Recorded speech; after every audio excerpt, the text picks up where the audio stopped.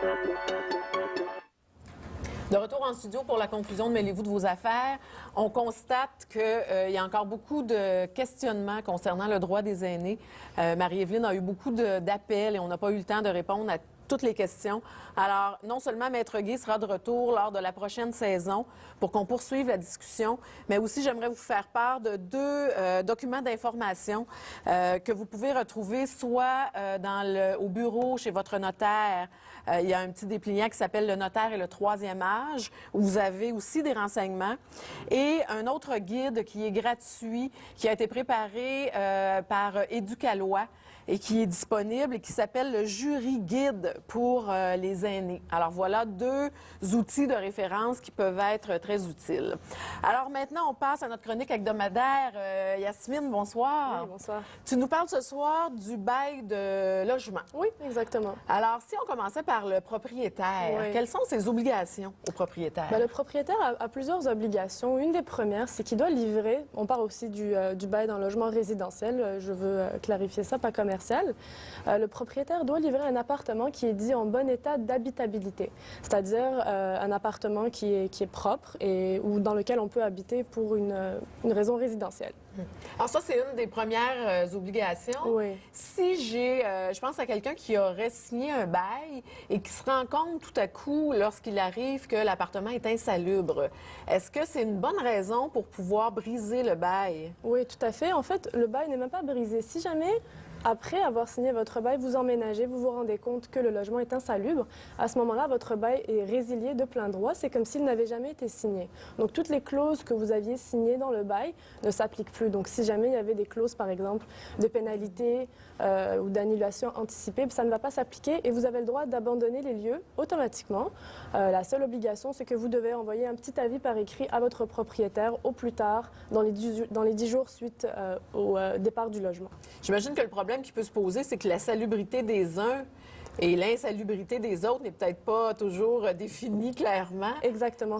À ce moment-là, il faut être prêt. Si jamais le propriétaire n'était pas d'accord, il faut être prêt à se défendre devant un tribunal.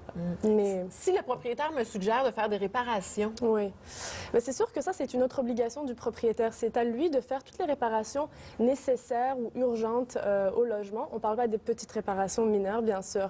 Mais les réparations nécessaires, elles sont toujours à la charge du propriétaire. Il ne peut pas obliger son locataire ou il ne peut pas non plus lui faire signer une clause comme quoi ça sera à sa charge à lui. Est-ce que c'est possible, par exemple, qu'il y ait tout à coup une réparation urgente à faire? Oui. Je sais pas, je suis pas capable de rejoindre mon propriétaire. Est-ce que je peux procéder moi-même à la réparation et ensuite me faire rembourser? Oui, tout à fait. Dans les cas de réparation urgente, vous pouvez tout de suite procéder aux dépenses qu'il faut engager pour régler la situation. Et ensuite, il faut obtenir une autorisation du tribunal qui va vous permettre de déduire de votre loyer les dépenses engagées. Dans ce cas-là, bien sûr, il faut agir évidemment de bonne foi et il faut être raisonnable. Donc, pensez que c'est votre argent, faites les dépenses qu'il faut et puis ensuite, vous aurez l'autorisation de vous faire rembourser intégralement en déduisant les sommes engagées de votre loyer si jamais le propriétaire ne veut pas vous rembourser directement. Alors là, on a parlé du propriétaire, mais Yasmine, peut-être un petit rappel sur les obligations du locataire? Bien sûr, le locataire a bien sûr quelques petites obligations. Il doit remettre le logement dans l'état dans lequel il avait trouvé au moment d'avoir emménagé. Vous n'avez pas le droit d'entreposer des matières toxiques ou inflammables dans votre appartement. Vous ne pouvez pas changer les serrures et puis vous ne pouvez pas changer la destination des lieux. Donc, si vous avez emménagé dans un logement pour y habiter pour une raison résidentielle, vous ne pouvez pas commencer à exploiter un salon de coiffure ou un dépanneur dans le logement. Donc, il faut que ça reste résidentiel. Exactement.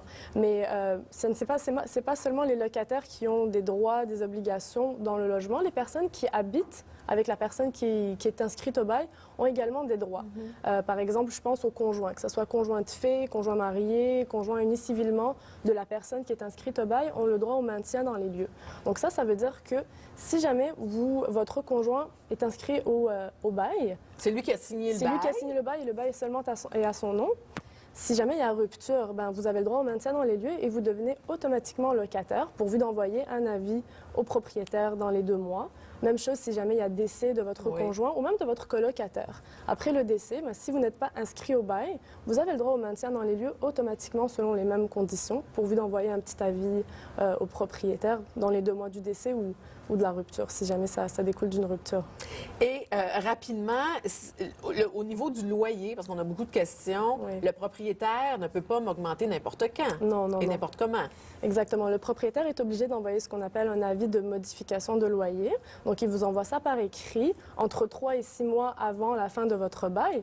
Vous avez l'obligation de répondre, évidemment. Donc, vous pouvez vous opposer, dire « moi, je refuse cette augmentation de loyer » ou bien l'accepter ou sinon, vous quittez les lieux. Merci beaucoup, Yasmine, de ces rappels. Marie-Evelyne, merci beaucoup à toi. À la maison, on vous dit merci d'avoir été là et on se retrouve mardi prochain. Bonne semaine.